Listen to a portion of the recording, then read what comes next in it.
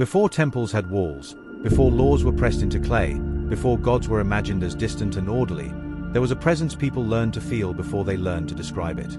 It lived in the floodplains between the Tigris and Euphrates, where the land could feed you or erase you without warning. One season brought abundance, the next brought hunger, desire created families, violence ended them, nothing was stable for long. The people did not call this force good or evil, those were luxuries of later centuries. They knew it as urgency, the pulse beneath survival, the thing that made crops grow and men march to war, the thing that pulled bodies together and tore cities apart. They saw it in the sky. A star appeared just before dawn, brilliant and low, refusing to fade with the night. Then it vanished. Later, it returned at dusk, glowing again in the opposite sky. The same star, two faces, never staying, always coming back. They did not yet call it Venus, but they watched it, and they understood. Whatever ruled that star crossed boundaries. It did not obey the neat divisions humans preferred. It belonged to thresholds, to beginnings and endings, to moments when one state of being collapsed into another. That star became a sign. The sign became a presence. The presence became a goddess. Her earliest name was Inanna. It means Lady of Heaven, not because she was distant or gentle, but because she moved where others could not, between sky and earth, between desire and destruction, between what was allowed and what was inevitable. From the beginning, she was not a mother figure, she was not a caretaker, she was not a moral guide. She was motion. When cities began to rise, real cities, with walls and crowds and conflict, she was already there. When people learned that survival required more than crops, that it required power, alliance, sex, threat, and ambition, she was already there. They did not invent her to comfort themselves. They recognized her because she was already shaping their lives. And before she ruled love or war, before she claimed kings or demanded devotion, before she descended into death or stood on lions, she was simply this. The truth that life does not ask permission. When people stopped wandering and began to stay, the world changed its shape. Mud brick by mud brick, cities rose from the floodplain, walls went up, not to keep gods out, but to keep other humans at bay. Markets formed, temples followed, crowds gathered, and with them came noise, competition, jealousy, hunger, desire. The old rhythms of field and season were no longer enough to explain what people were becoming. This was the moment Inanna stepped fully into view. Her city was Uruk, one of the first true cities in human history, not a village, not a cluster of farms, a city, dense, restless, ambitious. Uruk needed a goddess who understood crowds and conflict, sex and spectacle, alliances and betrayals. Inanna was not a background deity there. She was central. Her temples were loud with music and incense. Festivals spilled into the streets. Processions blurred the line between sacred and profane. People did not come to her quietly, they came to be seen. She governed love, but not domestic love. This was desire that disrupted lives, passion that ignored propriety, attraction that rearranged loyalties. Inanna did not protect marriages so much as she explained why they fractured. She governed fertility, but not gently. Birth was dangerous. Sex was not sentimental. Survival required bodies, timing, and risk. She presided over all of it without apology. She also governed violence, not as a failure of civilization, but as one of its engines. Cities meant borders. Borders meant enemies. War was no longer a seasonal raid. It was organized, justified, ritualized. Inanna did not shrink from this reality. She stood inside it. This is why her worship drew people who lived at the edges of society. Priestesses and priests who crossed gender roles. Sex workers whose labor existed outside respectable order. Musicians, dancers, warriors, rulers. Anyone whose life required stepping beyond accepted boundaries found a goddess who already lived there. Inanna did not promise comfort. She offered intensity. To worship her was to acknowledge a dangerous truth. Civilization did not tame humanity. It concentrated it. Desire burned hotter in cities. Power mattered more. Failure carried a higher cost. Inanna was not asked to soften these realities. She was asked to rule them. And she did, by embodying everything the city refused to admit it needed. By the time Uruk stood tall, with walls visible from miles away, the people already knew something their descendants would forget. A city does not survive on order alone. It survives on force, attraction, ambition, and the courage to wield them. That was Inanna's domain. And she was just getting started. Cities had walls now, crowds, hierarchies, power struggles. But something was missing. A city could exist without rules. It could exist without music, without law, without kingship or ritual. It would be unstable, but it would exist.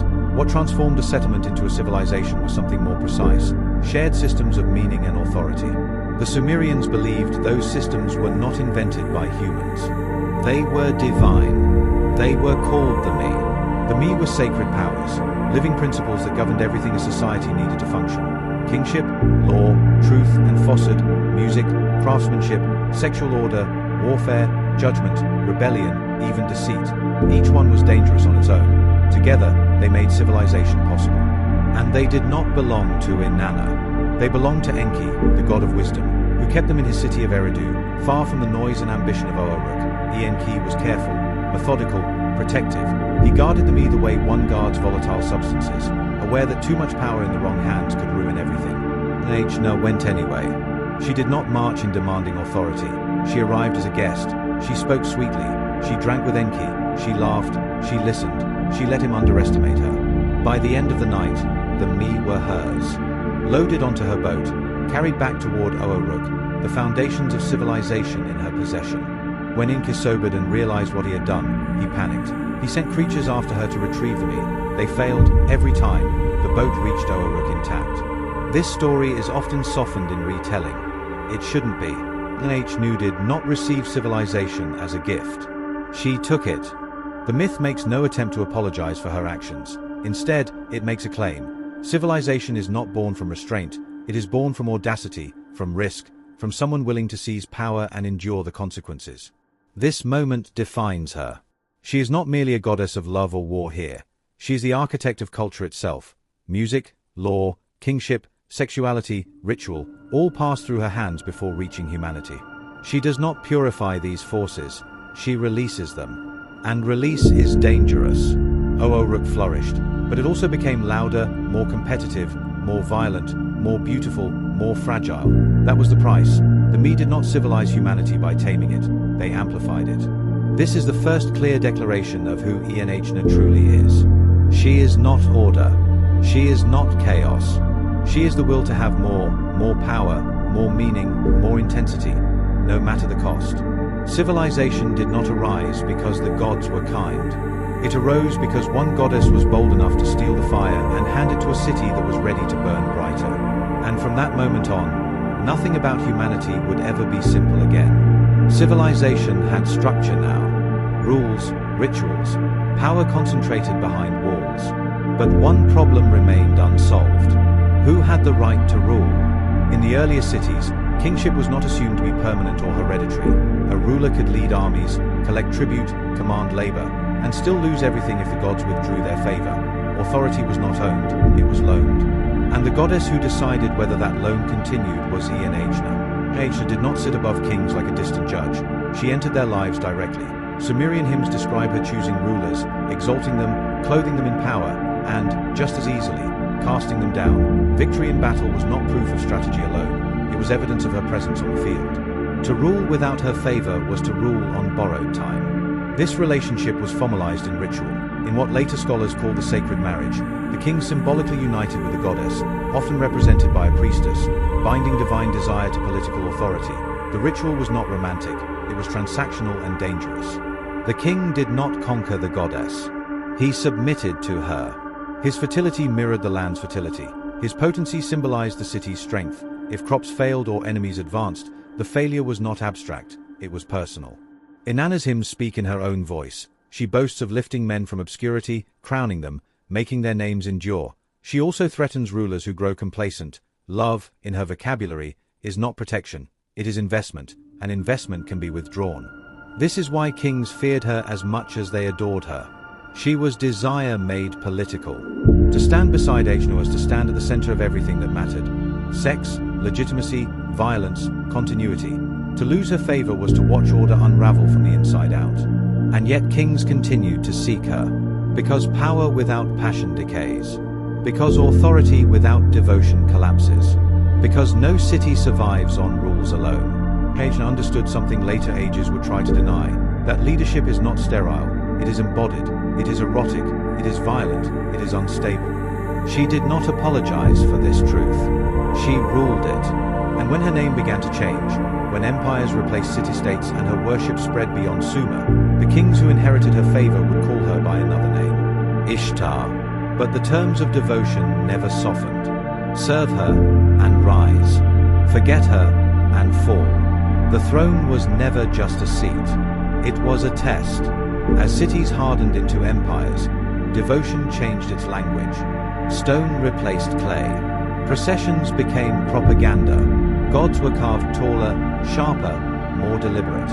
And Ishtar emerged in full view, not as a whisper of desire, but as a figure impossible to ignore. She did not appear alone. She came with lions, not crouching at her feet, not slain beneath a spear, living, straining, controlled only by her presence. In reliefs and carvings, she stands on their backs, holds their reins, or advances beside them as equals in violence.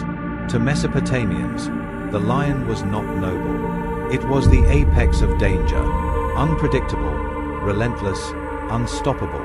Ishtar does not tame this force by denying it. She masters it. This is where her identity sharpens.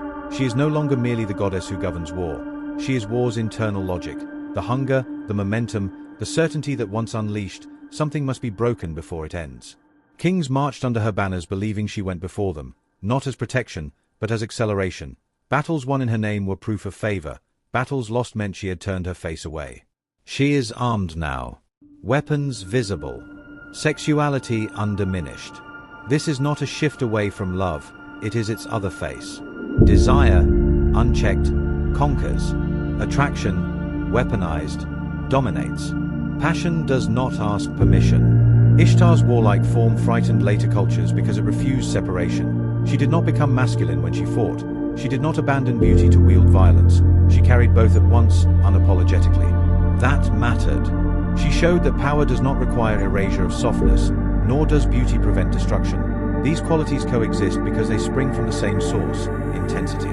To worship Ishtar in this form was to accept an uncomfortable truth. Violence was not a failure of civilization. It was one of its tools. And Ishtar did not invent it. She ruled it because no one else dared to admit it was already there. When armies moved, she moved. When cities burned, her name was spoken. When borders shifted, her favor was measured in blood and victory. The lions remained at her side. Not because she was cruel, but because she was honest about what it took to survive in a world that demanded strength, appetite, and the will to dominate before being dominated. She was not a shield. She was the force that decided whose shield held. Power had carried her across cities, into thrones, onto battlefields. So Ishtar did something no other great goddess dared. She went down, not in defeat, not in exile, by choice. The Underworld was ruled by her sister Ereshkigal, a realm without negotiation, without fertility, without return. It was not evil, it was final. The texts never explain why Ishtar descended, and that her mission is deliberate. She was not rescuing, she was not repenting, she was testing the limits of sovereignty itself. At the first gate, she was stopped. To pass, she had to surrender something. Her crown, her jewelry, her garments, her weapons, her authority. Gate by gate, the goddess who ruled love and war was stripped of every sign of power. By the seventh gate, she stood naked. No beauty, no terror, no command left to wield. Ereshkigal did not argue with her. She killed her. Ishtar's body was hung on a hook. Above, the world failed. Animals stopped mating, crops withered, desire drained out of creation. Life did not merely slow, it stalled. To the ancient mind, this was not symbolism. Fertility was the engine of survival, and the engine had shut down. The gods panicked. They sent emissaries with no weapons and no pride, beings made to provoke compassion rather than command. Ereshkigal relented. Ishtar was revived with the water of life. But resurrection came with a condition. Someone had to take her place. When Ishtar returned to the upper world, she searched for a substitute.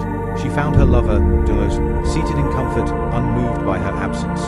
He had not mourned. He had not torn his clothes or marked his grief. That was enough. Ishtar chose him. This is often misunderstood as cruelty. It is not. It is clarity.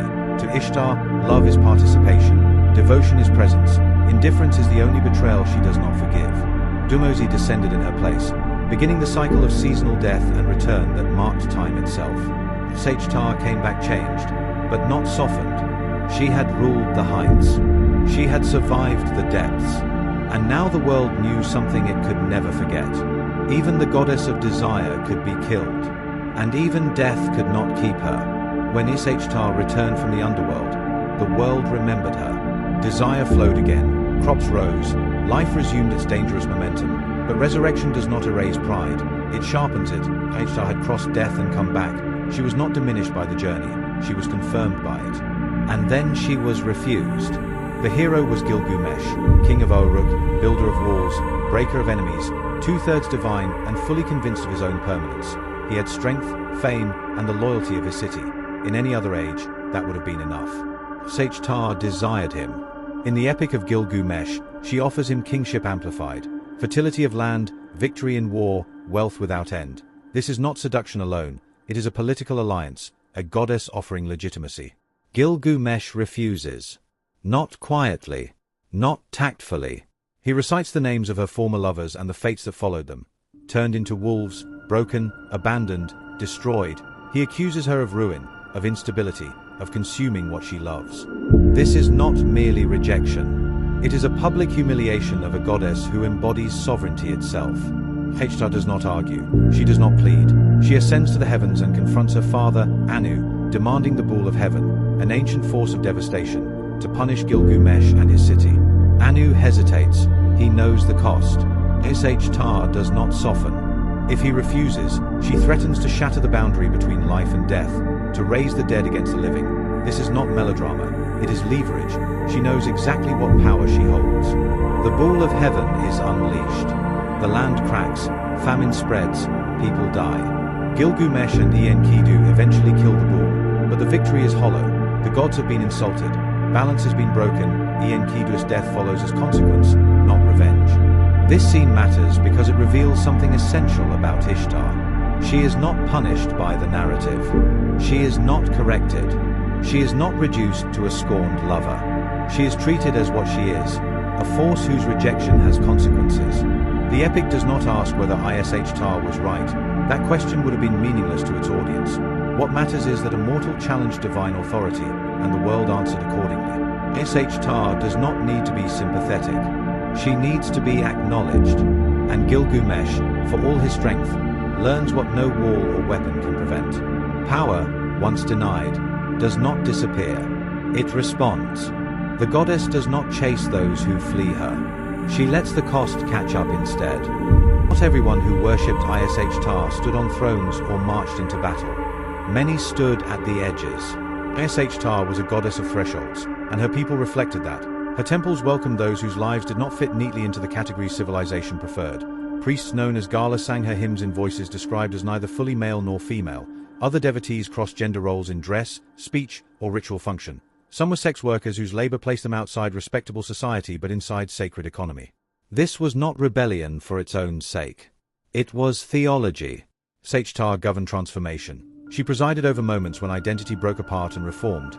Puberty, sexual initiation, childbirth, warfare, mourning, and death. Her hymns credit her with the power to turn man into woman and woman into man, not as punishment, but as proof of sovereignty over fixed forms. To belong to Ishtar was to accept instability as sacred. Her worship acknowledged something deeply unsettling, that society depends on people who live between roles even while pretending those roles do not exist. Cities required desire but feared it, required violence but disowned it, required bodies but controlled them. Ishtar did not resolve those tensions. She held them. In her festivals, order loosened, music grew louder, boundaries blurred. People did not approach her to be corrected, they approached her to be recognized. This is why her worship endured across centuries and empires. She was not a moral authority standing above humanity. She was an explanation for why humanity never fully conforms to its own rules. For those who lived outside expectation, by gender, by sexuality, by profession, by temperament, Ishtar was not dangerous. She was honest. She did not promise safety. She promised belonging. And in a world that demanded conformity to survive, that promise was as powerful as any crown or army. When later cultures tried to erase her, this was one of the reasons.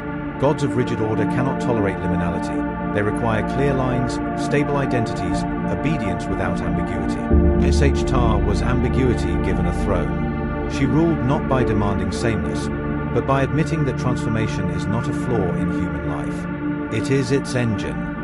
And those who knew this, who lived it in their bodies, knew exactly whose name to speak when the world refused to make room for them. Ishtar did not fall. She was contained. As city-states gave way to empires, power changed how it justified itself. Early rulers needed gods who explained chaos, desire, violence, ambition, upheaval. Later empires needed gods who stabilized hierarchy. Order became the selling point. Permanence replaced intensity. And that was where Ishtar began to trouble the system. She remained everywhere, on city gates, in hymns, on battle standards. But the way people spoke about her shifted. The goddess who once embodied contradiction was slowly flattened. Her dangerous wholeness became inconvenient. In Assyria and Babylonia, Ishtar was still invoked as a war goddess, still marched to the front of armies, still credited with victory. But her sexual autonomy, the aspect that once bound kingship, desire, and legitimacy together, was increasingly regulated by state ideology. Empires prefer predictability. Ishtar did not offer it. So her edges were sanded down, her myths were retold with emphasis shifted. Her lovers became cautionary examples rather than reflections of mutual intensity. Her liminality, gender-crossing priests, erotic ritual, ecstatic worship, became uncomfortable in cultures that demanded clearer lines and stricter control. She was not erased, she was reassigned. The Ishtar gate in Babylon still bore her name and symbols. Lions still marched across its glazed bricks, but the goddess behind them had been reframed. She was no longer the force that destabilized power, she was a banner used by power. This is how great gods fade, not through disbelief, but through bureaucracy. As new religious systems rose, especially those that prized moral clarity and singular authority, Ishtar's contradictions became liabilities. A goddess who ruled love and war, who demanded devotion but punished indifference, who crossed boundaries instead of enforcing them, she could not be easily absorbed. So she was divided. Her sexuality survived in safer, diminished forms. Her violence survived, stripped of erotic power.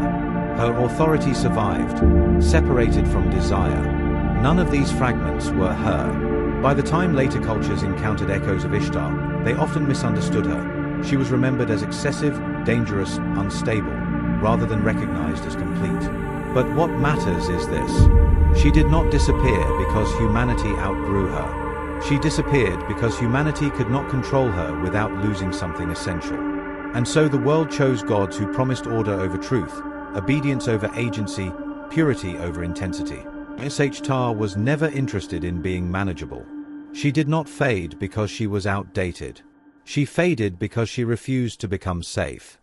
When Ishtar could no longer be held whole, the world did what it often does with power it cannot integrate. It split her apart. As Mesopotamian influence spread and transformed, pieces of Ishtar moved into other cultures, not as a single, dangerous force, but as carefully separated traits. Her contradictions were redistributed so no one god had to carry them all. In the Levant, echoes of her lived on as a start, still associated with sexuality and warfare, but increasingly framed through local moral codes. In Greece, her desire survived as Aphrodite, stripped almost entirely of political authority and battlefield presence. Love remained, but was softened, romanticized, made less consequential. Power, meanwhile, went elsewhere. War was handed to gods who were masculine, disciplined, and strategically distant. Figures who fought without erotic charge, violence without desire. Authority became abstract. Kings ruled by law, not intimacy with a goddess. The body was no longer the seat of legitimacy. In Egypt, Isis absorbed fragments of Ishtar's fertility and devotion, but within a theology that emphasized restoration and order rather than disruption. What had once been volatility became caretaking, transformation became healing. This was not evolution. It was containment. By dividing Ishtar into safer archetypes, cultures preserved what they could tolerate and discarded what they feared. Desire without agency, power without sensuality, war without femininity, love without consequence. What was lost was not a goddess, but a worldview. Ishtar had explained something uncomfortable, that attraction and authority come from the same place, that creation and destruction are partners, that desire is not decorative, it governs history. Once she was divided, these truths became harder to name. Religions that followed increasingly demanded purity, obedience, and moral clarity. Gods were expected to be stable, singular, predictable. A deity who crossed genders, punished indifference, demanded intensity, and destabilized power structures could not survive intact. So Ishtar became a cautionary shadow. She was remembered as excessive where she had once been complete, dangerous where she had once been honest, unstable where she had once been exact. But fragments remember their source. Every time a culture struggled to explain why love ruins lives, why power seduces, why violence carries intimacy, why beauty commands loyalty, an echo of Ishtar was doing its quiet work. They did not erase her. They distributed her. And in doing so, they ensured that no single god would ever again tell the full truth she once carried alone. When the temples fell quiet and her name stopped being spoken aloud, Ishtar did not vanish. She became unspoken. Gods do not disappear when belief changes. They disappear when the questions they answer are no longer asked, and Ishtar answered questions later cultures preferred to avoid. She explained why love is not safe, why power is seductive, why creation and destruction rise from the same place. She explained why civilizations keep repeating themselves. Long after her worship faded, the pattern she ruled remained intact. Empires still rose on desire, ambition, conquest, attraction to dominance. They still justified violence through longing. For security, for legacy, for control. Leaders were still chosen as much for charisma as for competence. Wars were still fought with rhetoric soaked in devotion. Ishtar never required belief to operate. She governed forces older than theology. The morning star still appears just before dawn. The evening star still burns at dusk. Venus still refuses permanence. Never fixed, never obedient, always returning. The ancient people were not wrong to see her there. They understood that cycles matter more than endings. Ishtar was never meant to be comforting.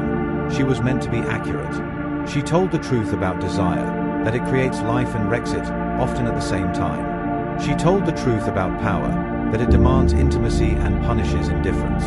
She told the truth about humanity, that order is temporary, but intensity is constant.